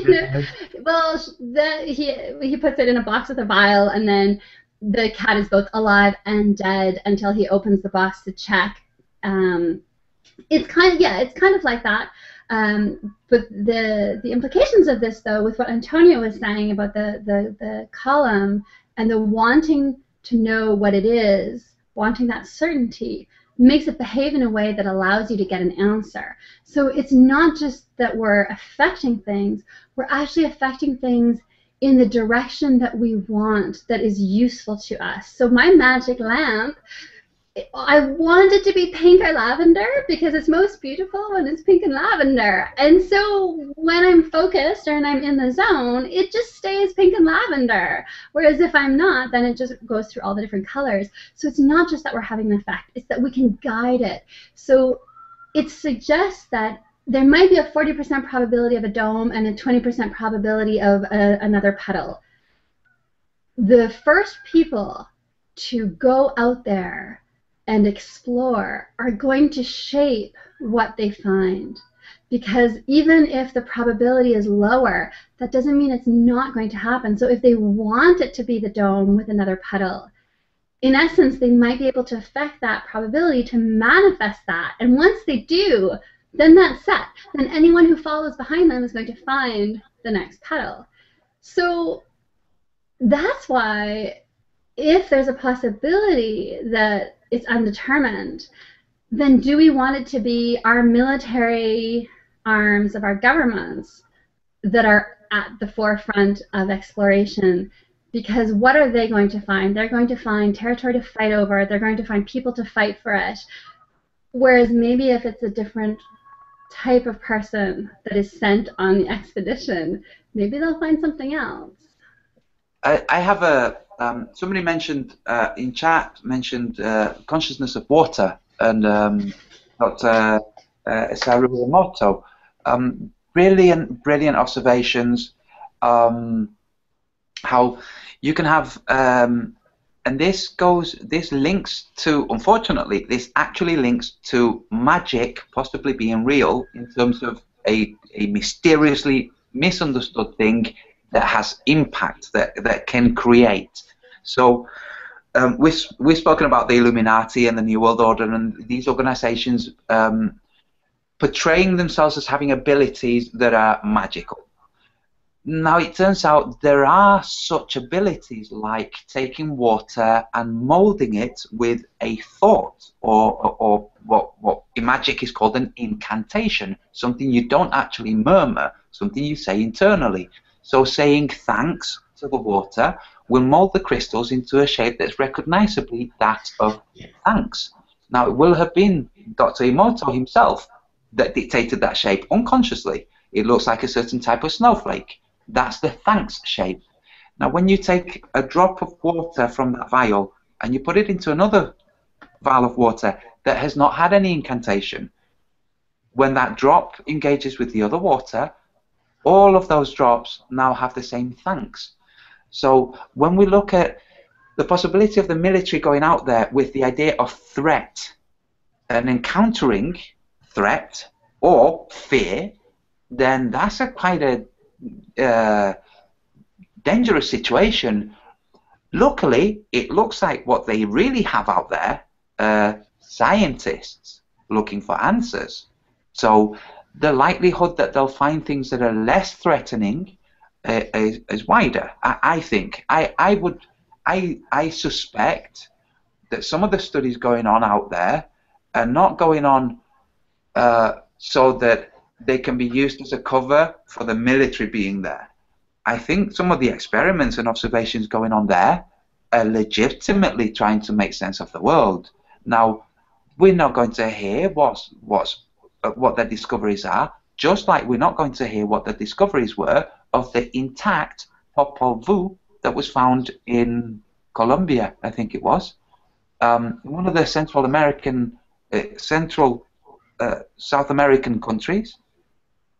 A huge mountain turned out to be a pyramid, and the top of this pyramid, it had overgrown with jungle. The top of this pyramid turned out to have, go Sasha, it's okay. Yeah, I'll mute it. The top of the pyramid turned out to have an intact version of the Popol Vuh, which is the creation myth and evolution myth, what we call myth, the explanation from the Maya and the Olmec and the Toltec.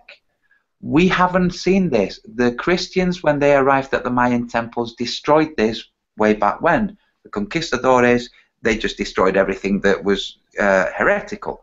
So to find an intact, translatable Popol Vuh, we don't hear what they're doing. It's now guarded. You can't just go up there on a holiday. Now, they've also found the ancient Hall of Records in Egypt. We're not having discussions of what their discovery is, what this uncovered there. And we're naive if we think that the guys out in Antarctica are just killing time, eating fish fingers, and just, letting their bank accounts increase whilst they're out there. They're doing experiments, but we shouldn't be surprised that we don't hear what their results are. And I think once we bend our mind to discovering what they're doing, we can actually mold the results that they get. So if we all think expanse of land with benevolent tribes elsewhere that don't have diseases that will wipe us out, that are really cool, have technology or whatever, we could mold that. I mean, it's magical thinking, but Isaru Emoto demonstrated that magical thinking actually works. It could also be why when somebody cooks for you or makes a drink for you and you're grateful for that drink, whether you say thank you or not, that gratefulness is there, that thanks is there, and you then taste the drink and it's the best drink you've had. It's because you've just molded it with your gratitude. So let's have. That's a useful opportunity, actually, Antonio, for me to come on to something that was kind of the original premise for doing Fourth Wall Mechanics, or Mechanics of the Fourth Wall, which was about magic in general. Again, on the Skype conversation we had a couple of days ago, you were saying that a lot of the subliminal programming is left there in plain sight for us to find, to convince us of the idea that we can actually be programmed by their tricks and ploys. And off the back of that conversation, Sasha basically started talking about one particular magic trick, so the coin in the bottle trick. And the question she asked was, how does that trick work? And specifically referring to how do you get the coin into the bottle? And I was quick to point out that isn't really the trick. That's actually quite simplistic, and the same applies to things like the globe lie. The globe, once you spot it, isn't really the magic trick. It's all of the stuff that goes behind the scenes that you don't see that makes the trick work. So even if you're exposed to the magic trick, you're told that the globe is fake and the globe is a lie and the globe is nonsense, you still don't see all of the mechanisms that have been put in place before the actual trick to make you fall for the trick. So in the case of the bottle trick, I've seen, I can't remember the magician, but he did a similar thing, and it takes lots and lots of research to get to this point. But he has a lady walk past him in the street, and he starts quizzing her about various parts of her personal life. And then, as the trick goes on, he sets like fire to his chest, and it says one of those personal details. But he's filming a train go by with all of the personal information on the train as it goes by. Now, to the unwitting audience, it seems like that woman has actually just stumbled upon this magician, and then he knows lots and lots of information about her. The real trick is that they've spent months in advance actually researching this woman, finding out where she goes, finding out what she does, in some cases replicating property so that they can fool her into thinking they've, I don't know, destroyed her watch in a bottle. But that is the actual trick, the getting the watch or the phone or whatever it is into the bottle. That's a really small and boring part of the trick. And usually when magicians expose their trickery, that's the bit they'll expose. They won't tell you that they've spent months researching the victim. They'll just show you how the actual trick, the end result of the trick, how the watch or the coin goes into the bottle. But that's not the magic trick. Yes, it's the preparation, the hiding is the trick. Absolutely. Right. Well, while I've drawn almost to silence with that one, I'm hoping to round out the show with one more topic, if that's okay by you guys. I'm loving it. I'm really enjoying it. I'm really enjoying the show. Can we round out with one final topic, which I'm hoping Sasha will open up with, just so you know you're still on mute, Sasha. There we go. One of the topics that kind of gets my goat and tends to get me quite frustrated is the topic of clones. And again, on the conversation we had a few days ago, Sasha was, I'm getting goosebumps just thinking about this, but really gave some fantastic insight into the subject. Can you maybe give us a bit of a talk on that, Sasha? Well, yeah, sure. So it was Nicki Minaj was one of the first to start with the Stop Human Cloning hashtag, and it has to do with that subtlety thing. Nicki Minaj, in order to be where she is and to have the fame that she has and to maintain it, you have to have the plastic surgery, you have to have the manufactured image, you have all these 12 to 16-year-old girls that are emulating you, that are dressing as you, you have fans that are getting plastic surgery to look like you, and you don't even look like you because your image is so, it's photoshopped, it's controlled, and so I think that for me, my interpretation was stop human cloning in the sense of stop trying to have all these people look like her, Nicki Minaj, and she doesn't even look like her. So she's a clone of herself, of a better version of herself, but not an actual clone. It's more this idea of drones, of empty humans that are just trying to be her, and that there's this group of executives, music executives, that have shaped her, that have packaged her to be this this person, Nicki Minaj, and nobody is Nicki Minaj anymore. She isn't even. And so I think that was that idea of stop human cloning. It was a metaphor for this mindless emulating of celebrities that are just these prepackaged, and even for myself, like I put highlighter and shading so that you don't quite tell just how much my cheeks have filled out. And so if you meet me in person, you'll say, my goodness, you're not Sasha, because Sasha has a little bit of cheekbone, but you have this little round moon face. And so I feel that myself. So if people were emulating me, maybe they would be like, oh, I have to lose weight to have the cheekbone. Well, I don't even have that right now. So I think that idea stop human cloning, stop trying to be so perfect and plastic, and that's so much pressure, and you're just a container for who the executives at the music industry have decided sells best. And then you have all these minions, all these fans that are trying to be exactly like that image. I think that's what got distorted. It was a metaphor and got interpreted as truth. We have to be careful about doing that, I think. Yeah. Antonio, is there any chance you can just maybe give us, to round out the show, a little talk about what is actually possible in cloning at the moment, as opposed to the sort of farcical nonsense that's out in the alternative media? Okay, so there are two possibilities. One is very sophisticated technology, actually cloning humans with chips that can be implanted and record all the data being transplanted onto the new clone. This was announced on the news, but this is how lies are announced. They're announced as truth. So we have this chip that can be implanted and records all your thoughts, and then you can have a clone of yourself, and they tell you you're going to go to sleep now, and you'll wake up in your younger clone, that body over there, you know. So there you go. And you wake up in it. This is the story. The powers that be, who want us to think they're all powerful, have told us. Is it a possibility? Yes, it's a possibility, I suppose. Is it a probability? Don't know. Is it plausible? Less likely. Now, how plausible is it for somebody to take the idea of cloning, which wasn't just Nicki Minaj. Nicki Minaj brought it to the fore with a really good... I think she's not as stupid as some people might imagine. So she brought attention to this, and coincidentally, there was somebody else who was creating, or at least expressing a story that had all kinds of elements that combined announcements by the media of cloning technology and what's the term? Not the hierarchical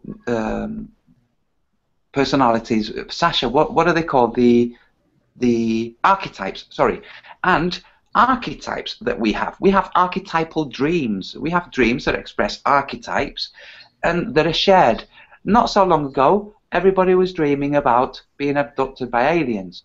Now there's less dreaming about being abducted by aliens. Now there's more dreamings about being in an arena fighting for your life because you've been cloned.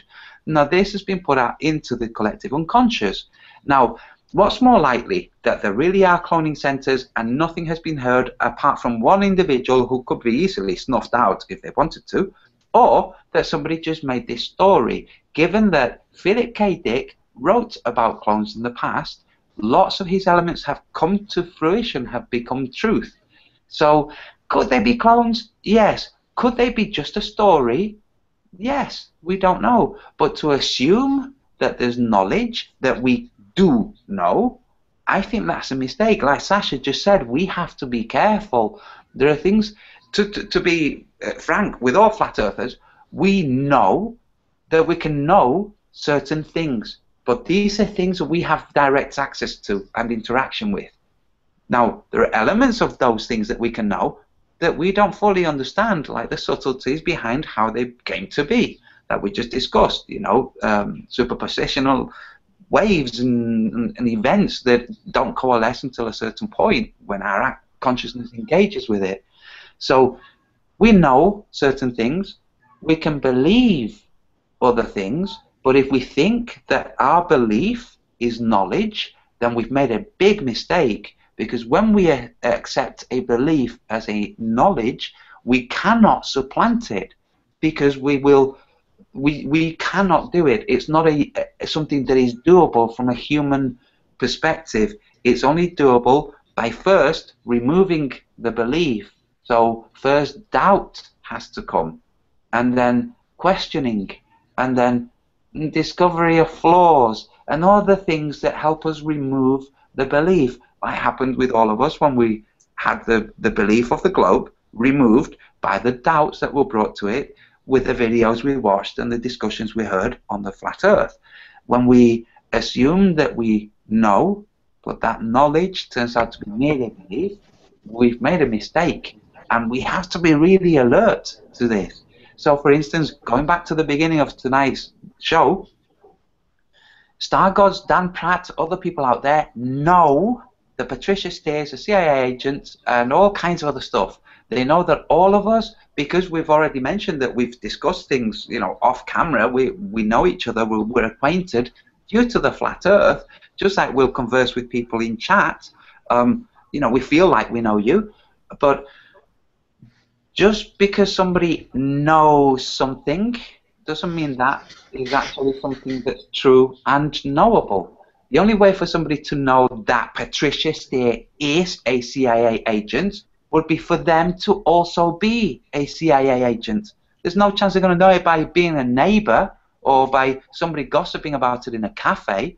The only possible way that they would know is if they too were a CIA agent. So unless Dan Pratt is owning up and saying he's not actually on disability payments, he's a CIA agent, and the same with Star Gods and the same with everybody else, you're all full of shit, but you thought that the shit was cake. Yeah. It's true, you know. We have to understand that our world is made of a combination. Our experience of the world is an indexical experience. We can only experience it from us. I can only experience it through me, by me. And the same with everybody else. And my experience of the world has a combination of truths and then a combination of other things that are mysteries, some of which have glints of truth. But I don't know whether those truths are actually, those glints are of actual truth or merely of beliefs. I have no way of knowing, because those are things I don't have any actual empirical evidence of. And this is what the empiricists were all about. They're talking about things that you can actually attest to. You can say that fire burns because you've been burnt. So it's the same with everything else in life. There will be paranoid people out there who might think that all of us are avatars with that really sophisticated technology, when an actor can, you know, supplant, you know, George Bush or whoever. Yeah, but that doesn't mean we are, you know, that knowledge exists, that equipment and technology exists. The same with cloning. Doesn't mean that the cloning centers exist. And we definitely can't know that they exist. We can suspect and we can definitely believe.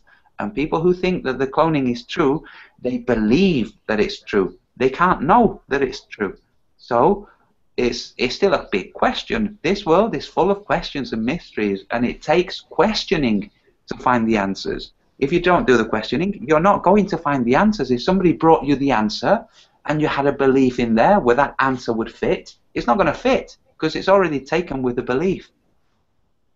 This is what I like about the idea of, you know, people are afraid of the very wealthy uploading their consciousness into AI, but you wouldn't upload your consciousness. You would really just be uploading your memories and elements of your personality. And what I love about that is that then they would still need conscious beings to manifest reality around them, right? So sometimes I think that that's what we are. We're just the slaves that are here to manifest reality for an artificial intelligence of other peoples. We could be. We could also be here as the avatars of our own dreams. You know, we don't know. And there's other people with free will, and they, you know, they have available other mechanisms, and they're exercising their free will, and we succumb to it, and they succumb to us being here. Is an interesting interaction. But I think that that's part of the fun of it. Like, it's fun to entertain other possibilities, but be careful about falling into it and starting to mistake it for knowledge, which is what Antonio is saying, right? So I can entertain this idea, and I can even find evidence to support the plausibility of that functioning, but not of it being true. And that's, you know, so just because it's a fun thought experiment and you can logically parse it out and say, this is all logically consistent, that doesn't mean it's true or that it's happening. Right? Yes. So Malav Cocktail has just asked whether there are clones or not. The answer is really, it's not determinable by anybody who is not involved. If it's something that's going on, only those involved can know. We are not involved. We cannot know. And the idea that they exist might actually mold their existence. So maybe if you'd like it to not be true, you start thinking, no, actually, it's just an idea. It's just a very clever. It could be a really good author out there who has written the whole thing out. And if you look at it, it kind of feels a bit like that. If you look at the details, it seems like that. Right now, it's very difficult for new authors to be published. So there are all kinds of websites to publish stories. And with that, people realize that they can create their own website and publish their own story. In fact, they can do the whole thing and make it seem like truth. If you look at, for anybody out there who has not seen the film A Scanner Darkly, if you go online and look for the website for A Scanner Darkly, it's brilliant. It's really good because it's almost like breaking A Scanner Darkly's fourth wall and reaching out through the world of technology. It's very well put together. It was more effective before the film came out, which is when it was set up. But if you imagine, it being before the film was released, you'll see how brilliant it is. And anybody can do that. I think we could probably do another 2 hours just on Philip K. Dick. Yes, we could. Now, this is one of the interesting things. So, he had this experience which was a testament to him of a higher consciousness. He called it VALIS, the Vast Active Living Intelligence System, which could transmit information to him. He said it had been transmitting information to him about the future world, and which he had written in science fiction novels, thinking himself that they were just science fiction novels, just ideas of the future. But when they started to be manifested in reality in his contemporary time, he had a problem. Eventually, this higher intelligence communicated with him and let him know it really was true and it really was there by doing something. I'll spare you the details. By doing something that it is not something that would be the possibility of random chance. So Philip K. Dick was molding the future or seeing the molded future, which was helped to coalesce by his books and his interaction with this higher consciousness. So it's a possibility.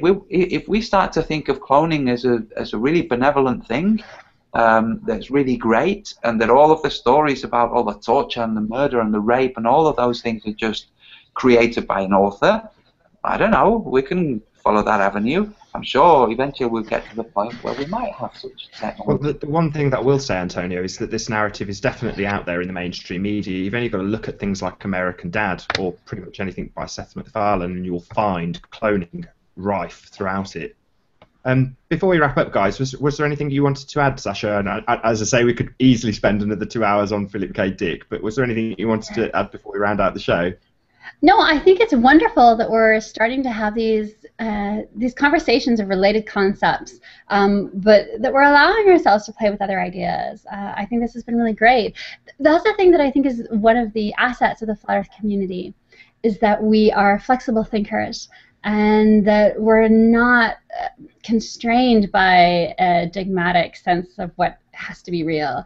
And I think we should take advantage of that and explore other ideas as well, because I think maybe we can discover other truths, right? So, yeah, so I'm happy to participate in this. This has been a lot of fun, and I hope to do it again.